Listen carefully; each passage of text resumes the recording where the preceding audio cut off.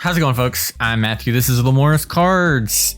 What are we talking about today? What are we doing? Mardu Summer is probably something you've heard of a whole bunch. There's shirts, there's merch, there's everything you could think of. I don't know what happened, but it just took over after like one deck won a tournament, I guess. So, like Eric and I often like to do, we're looking at some stats today. I wanted to see, did Mardu Summer live up to the hype? Before we get into it, I want to give a real quick shout out to my patrons over on Patreon. All the support I get over there very directly allows me to do cool new things like upgrade my setup and create new merch designs and all that good stuff and make more videos. So if you want to support me over there, you can do that. You can get merch like this Corvold shirt if you believe in Jund Fall, like Eric and I do. Real quick before we get into it, on August 26th, my LGS will be hosting its very first Commander tournament. If you're anywhere near the upstate South Carolina area, please consider coming. It's going to be a great time. Cash prizes, super proxy friendly, $30 entry. Consider coming on down, hang out, and get some games in with me. But with all that being said, let's hop into it. So we're going to be breaking down how Mardu has performed in cEDH at events like I normally do. It's tournament size 64. And we're looking at this year, not just summer. One, because summer isn't even over yet. And two, people were saying Mardu Summer in like March or February or something, like way before summer. Like, I don't know. Just because it gets hot doesn't mean it's summer, guys. There's seasons work a certain way. But anyways, yeah, so we are going to be looking at tournaments of more than 64 players that have happened this year. And we're going to be looking at how different color pairings have worked, as well as the average sort of high performing deck. So for sort of a baseline, first what we're going to be looking at is the top 20 decks in the format. And this is based on entry, not conversion necessarily, what they're sorted by. But we are going to be comparing their conversion rates. So we're looking from Morocco all the way up to Blue Farm. I've already done all the math off screen. And what we're looking at for the average top 20 deck, so a deck that has a good bit of entries, and you can expect to see in just about every tournament, got 1,415 entries, 290 top 16 placements, leading to a conversion rate of right at 20%. So that's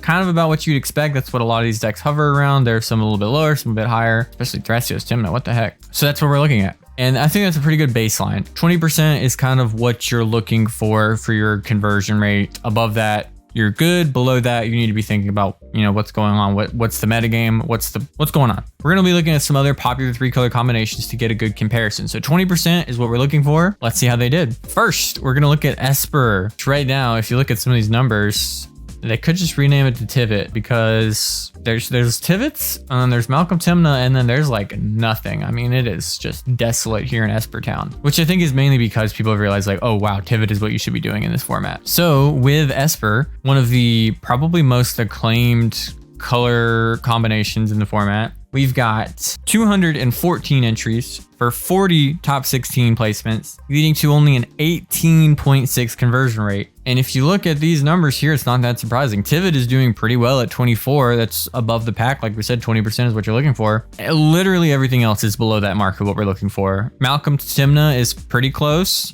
And then everything else is not there whatsoever. So Esper really being dragged down by the performance of decks that just aren't doing that well and really don't have a lot going for them. Xur has actually got a little bit of hype recently with like its third shimmer effect and people looking to experiment with the deck. But again, still, we haven't seen any results for it. So that remains to be seen. Tivit, we can always expect to do well. But the rest of Esper itself kind of weakened by a lot of subpar performances. Then we're going to look at the boogeyman, like, the cEDH color combination of Grixis. And this one's a bit more interesting. We've got Roxai with the most entries. It's got like a 23% conversion rate. Tevish Crom with a good bit less entries, but still like a sizable amount at 25%. And Nala at almost 24%. And then Malcolm Vile Smasher, the most overhyped deck of last year, not even scratching 10%, kind of dragging things down. So, and then Kark Silas popping off. So we got some lower sample size decks that do well, kind of what you'd expect for the top performers. So for Grixis, what we're seeing is 223 entries, 43 top 16 placements, leading to a 19% conversion rate. And Grixis, a lot like Esper, has just some decks absolutely dragging it down, but it's a lot more concentrated in Grixis. If you actually look, the sort of Grixis mean girls of the format that people talk about, Kess, Cormella, and Evelyn, they're just dragging down this color combination. But between them, they have 33 entries and only 2 top 16s. And and one of these casts was, as of this recording, last night, got its top 16. So they had only one. This is bad. Like, and these are the decks people get brought up will to sort of defend is like, oh, well, they're more resilient than Roxai. Well, that clearly doesn't seem to be the case. I think if you're looking for a Grixis mean girl, you either play a Nala or you actually look for something else and you just buckle down and play Crom Tevish or play Roxai. Because man, these other ones are not doing it. And without them, even it actually puts Grixis at around 21% if you don't account for these Grixis mean girls. Grixis players either make some swaps or maybe look to do a little bit of upgrading here soon, because the current list of some of these Grixis decks are just not doing it and they're dragging down the color. But with the current stats we have, we're looking at 19%, still just a bit under what you're looking for. Again, top performers are doing well, and we have those really low outlier performers almost that are just dragging everybody down. Next, one you don't really hear about all that often, Temur. But Temur has been doing pretty well. Like last year it had Malcolm Tana was like one of the big decks of it. And this year Dargo Thrasios has really pushed ahead, and it's something you constantly see championed by like really top level players like Freedom Waffle. And Rock Thrasios also there as a performer. Animar not too long ago won the SCG's first CEDH event. And we see Temur actually a pretty high performer. So we've got 146 entries, so less than Grixis and Esper. I think actually even less than just Tivit itself, but still, with 30 top 16s leading to a 20.5% conversion rate. You could round that up to 21, but it's like literally 20.5. It's like the exact number, just above what you're looking for on average. And again, it's like these decks like Dark Thrasios have been doing well. Malcolm Tana has been doing well, even with like people sort of figuring that deck out and knowing they need to interact with it quickly. So actually, yeah, currently our 3-color combo champ, Temur. Was it Temur Summer though?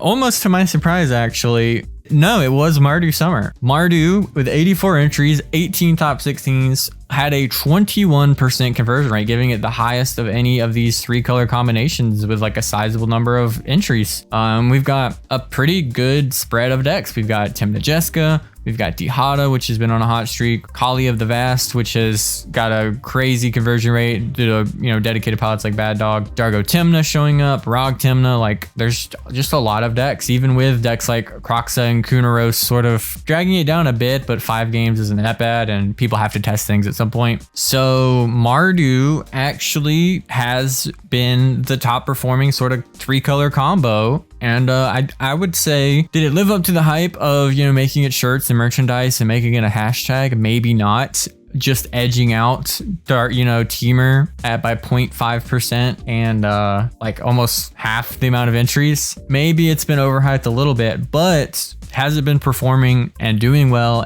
and showing up at these events, doing well to try to take them down or at least to top? Yes, actually it has. It's been doing really well. Be really interesting to see how these new Mardu builds will develop going forward by the end of the year. Will we see, is it really Mardu Summer? Is it just 2023, the year of Mardu? Will we see more decks get taken down by Mardu? Will it actually rise up to maybe like 22, 23% conversion rate and actually just like really stamp that it's the 3-color combination right now? I don't know. Let me know down below if you think that's the case. But for now, the math checks out. It was a Mardu Summer and winter and spring a bit, I guess. So let me know down below what you think about Mardu Summer, what you think the best color combination is. Which of these statistics was the most surprising to you? And I'm gonna be doing more of this sort of short form, kind of casual content at a more regular basis. So anything that fits that sort of idea or description that you'd like to see me talk about, chat about for 5-10 minutes, let me know. With all that being said, thank you for watching.